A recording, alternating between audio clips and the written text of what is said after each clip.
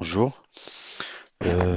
Aujourd'hui, je vais essayer de vous montrer comment installer le rôle Remote Desktop Service, voilà, qui sert à faire un serveur qui va gérer les accès RDP ou les accès à distance vers des serveurs Windows 2019.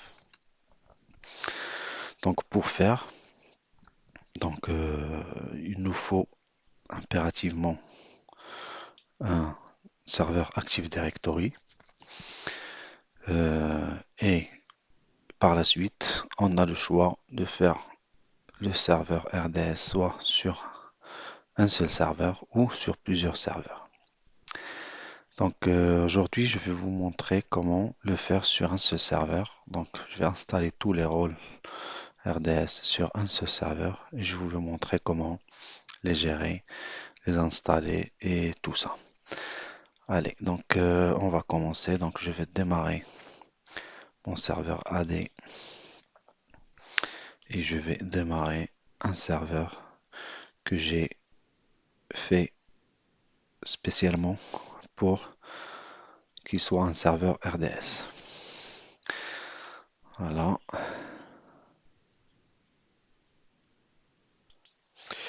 Et voilà donc mon serveur AD et mon serveur RDS 01. Il faut bien sûr adhérer ou joindre le serveur RDS au domaine pour pouvoir le configurer par la suite. Je vais accéder à mon serveur contrôleur de domaine ou Active Directory. Voilà. Et par le même billet, je vais accéder par le compte administrateur de domaine sur le serveur RDS. Voilà. Voilà, donc elle est bien adhérée au domaine.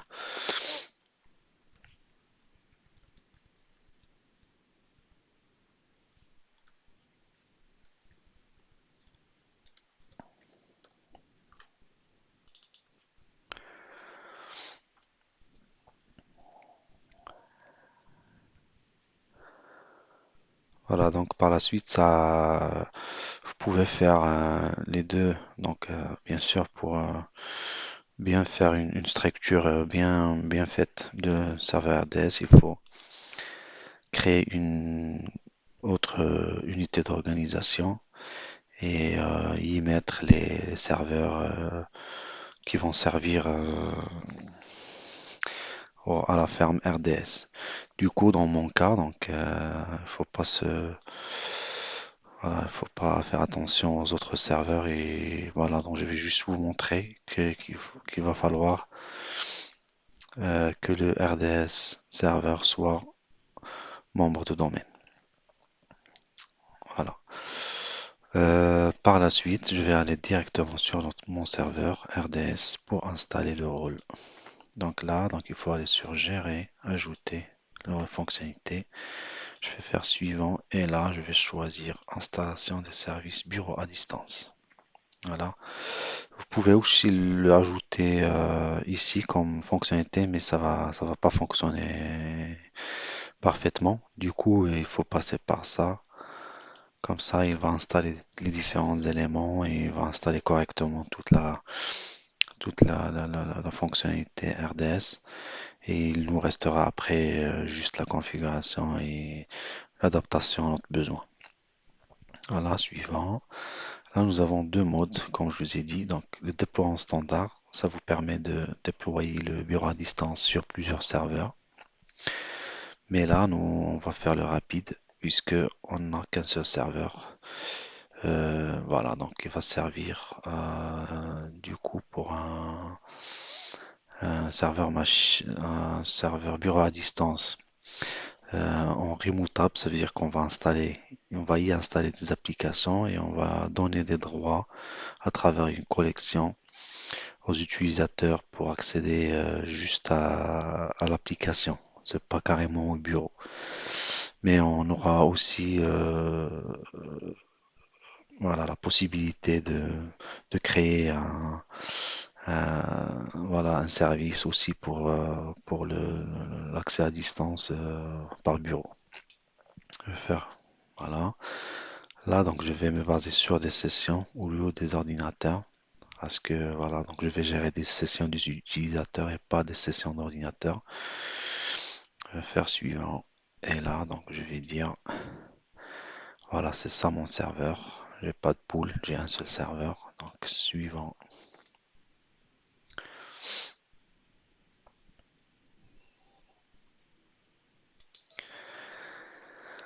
Et voilà, donc le rôle, il va commencer à s'installer. Donc, il va installer tous les composants. Donc, démarre automatiquement si c'est nécessaire et je vais déployer mon serveur.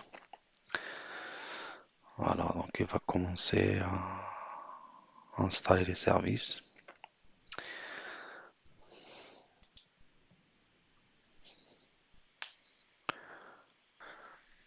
Voilà, donc il a installé les services, il va redémarrer.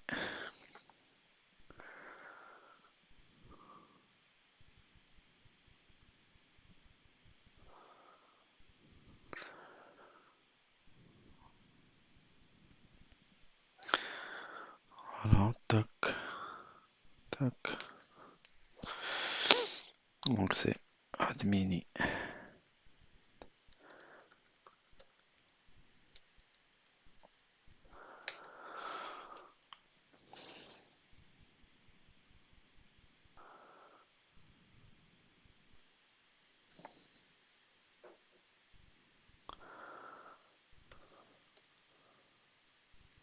Voilà, il faut y accéder avec le compte administrateur de domaine. Voilà, il va compléter.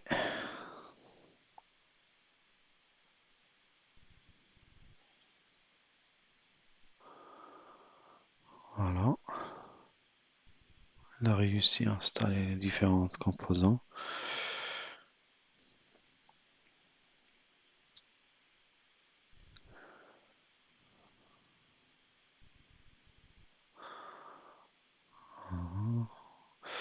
Faut aller, faut aller ici, donc service bureau à distance, vue d'ensemble. Voilà, pour voir les différents composants ou rôles du serveur RDS. Voilà, il y a ici la passerelle des services. Voilà, ça sert pour les gens qui veulent accéder de l'extérieur, ça veut dire à partir de Internet, avec une adresse publique sur le serveur RDS pour utiliser telle application ou autre. Voilà, il y a le serveur de licence, donc qui va gérer le nombre de sessions ouvertes sur le serveur. Donc ça nécessite l'achat d'un groupe de licences CAL. Voilà, donc ça peut être 25, 100, ça dépend donc de votre besoin. Et voilà, donc accès bureau à distance par le web, ça, c'est ça le portail web qu'on va utiliser pour, voilà, en remote app pour afficher les différentes applications installées sur le serveur et qui seront présentées sur la collection et bien sûr avec des droits. Donc chaque utilisateur ou chaque groupe d'utilisateurs va avoir le droit d'accéder ou d'utiliser des applications voilà, spécifiques. Voilà.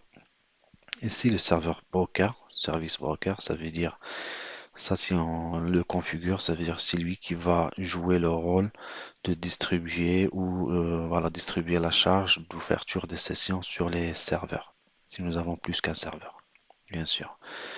Donc là, il faut le configurer. Après, voilà, donc toutes les sessions elles seront ouvertes sur le service broker ou le serveur broker, et c'est lui qui va se charger d'ouvrir la session sur tel serveur ou l'autre, selon la disponibilité, la charge, et voilà. Voilà, serveur de session. Nous avons un seul serveur ici. On peut avoir plusieurs serveurs de session. hôtes, donc les serveurs qui vont servir pour ouvrir des sessions. Donc, bien sûr, ça va dépendre toujours de la licence, de serveur de licence. Et voilà, donc, puisqu'on va utiliser le serveur hôte de session, donc c'est cette partie qui nous concerne et pas celle-là. Voilà, donc là, il y a le serveur que nous avons. Nous, on n'a qu'un seul serveur qui fait broker, il fait RDS hôte, il fait Remote App Manager, il fait les serveurs de licence et passerelle. Mais nous, on va pas utiliser la passerelle puisqu'on va pas avoir besoin. Nous n'avons même pas une adresse publique pour pouvoir configurer ça. Donc la collection, ça s'appelle Quick Session Collection par défaut. Là, on peut ajouter bien sûr des différentes applications. Voilà, et on peut modifier le groupe d'utilisateurs ici. Donc tous les utilisateurs de domaine, ils ont le droit d'utiliser ces applications. On peut bien sûr spécifier, modifier selon notre besoin. Voilà. Toc. Passerelle, on va pas l'utiliser parce que ça va nous demander bien sûr une adresse publique, etc. Mais là, je vais utiliser serveur licence. Nous avons pas un serveur, je vais dire que ce serveur-là qui va servir aussi un serveur de licence. Voilà, même si j'ai pas, donc c'est juste un lab pour tester, pour voir un peu comment ça marche et ça me permet aussi de vous expliquer un peu le rôle sert à quoi et comment on va l'installer et le configurer.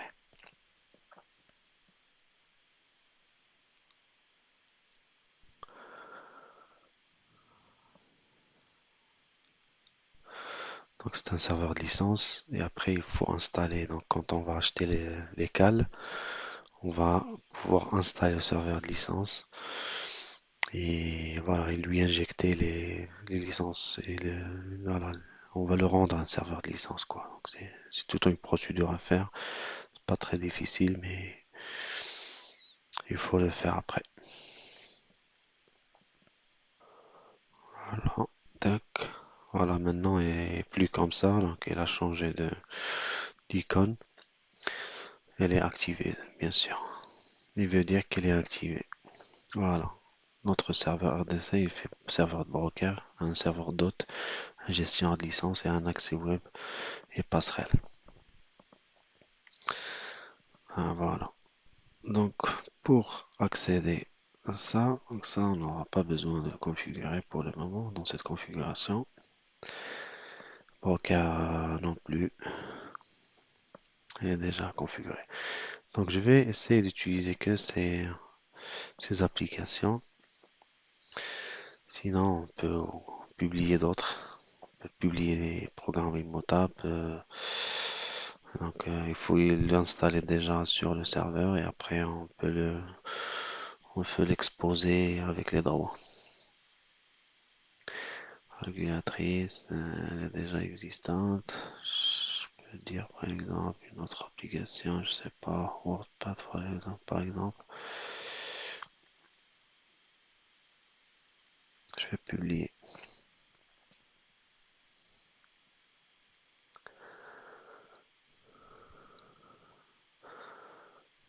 Fermer. Et ça, bien évidemment, on peut aussi changer les propriétés. Et là, on peut dire, on peut changer bien sûr le nom de la collection. On peut changer carrément le groupe d'utilisateurs qui va avoir les droits. Et là, ce sont d'autres options donc pour la session. Sécurité, si on veut, il y a aussi la partie, ce que je vais vous montrer, c'est la partie certificat, mais je peux peut-être l'entamer dans une autre vidéo. Voilà, donc ça c'est, je veux dire qu'il faut avoir il faut installer un certificat un certificat, comment dire, un PFX, donc c'est un certificat web qui doit être auto-signé par l'autorité de certification locale. Donc, dans mon cas, donc, je peux installer un serveur ADDCS, donc Certification Service. C'est un rôle aussi. Je vais vous montrer comment le faire. Et ça va nous permettre d'auto-signer les certificats dans le domaine. Et ça va être installé sur toutes les membres de donc tous les ordinateurs membres du domaine et qui va leur permettre d'accéder après au Remote App sans avoir besoin voilà, pour ne pas à chaque fois avoir le problème de certificat à installer. Ça, je peux vous le montrer après, mais pour le moment, je vais essayer de tester l'accès pour vous montrer voilà, ce genre de choses. Allez, donc là, je vais faire OK. Je vais laisser les trucs, les choses comme ils sont. Voilà, donc pour tester, donc il faut aller sur le web, bien sûr dans notre serveur dans le domaine ou dans notre ordinateur dans le domaine et taper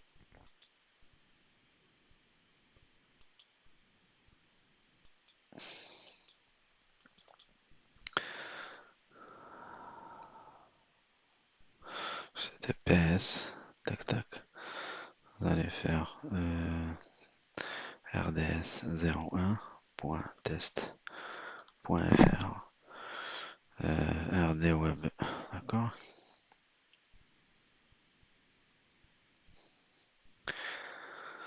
Ouais, j'ai pas bien écrit les choses. RDS test.fr.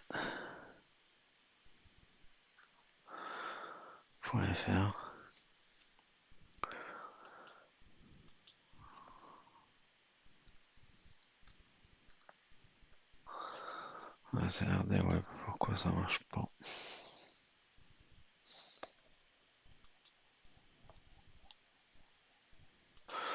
Voilà, j'ai oublié un point. Donc là, après, information, accéder à la page web, c'est ça le problème de certificat dont je vous ai parlé.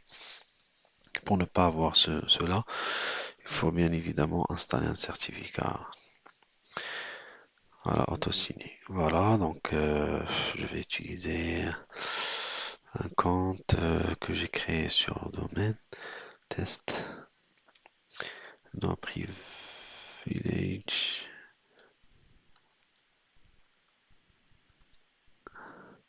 Et voilà.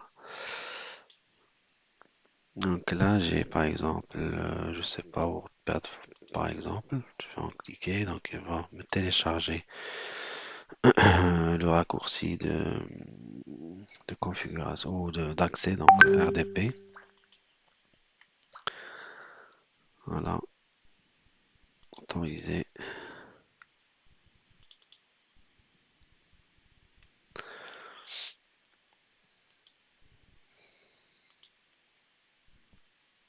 Elle est là, voilà, donc je vais faire connexion. Voilà, elle va me demander le droit, je vais faire toujours. Je sais pas, est-ce que j'ai fait ce compte sur ce domaine ou un autre?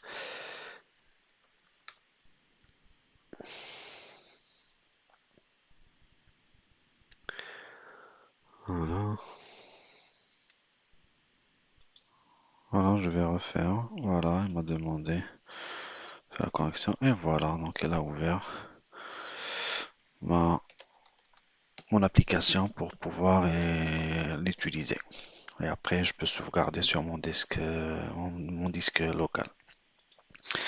Donc j'ai aussi une autre possibilité, c'est de se connecter à un ordinateur distant. Ça veut dire, au lieu d'utiliser que l'application, je peux carrément accéder à une session avec un bureau sur le serveur. PAC, par exemple, administrateur, faire un anti-slash, voilà, Distance et plein écran, où je peux même mettre un peu petit. Tac. Mhm. Connexion. D'accord. Je vais laisser tout par défaut. Donc, spécifié dans le champ dans l'ordinateur. Pourquoi? Ah, d'accord. Se connecter. Ah, excusez-moi, il faut dire le nom de serveur. .test.fr. Voilà. Tac. Voilà, il va me demander après l'authentification. Voilà, peu importe. Sauf que je sais pas, est-ce qu'elle a le droit de se connecter à ça?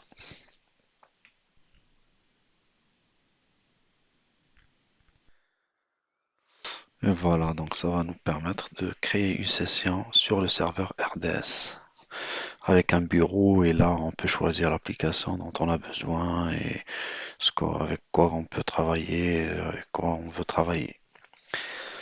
Voilà, du coup, voilà, donc il y a pas mal d'autres choses à dire à ce niveau-là, donc en ce qui concerne le RDS serveur. Mais je vais laisser plus de détails dans les prochaines vidéos. Je vous remercie pour ça et à la prochaine. Au revoir, merci.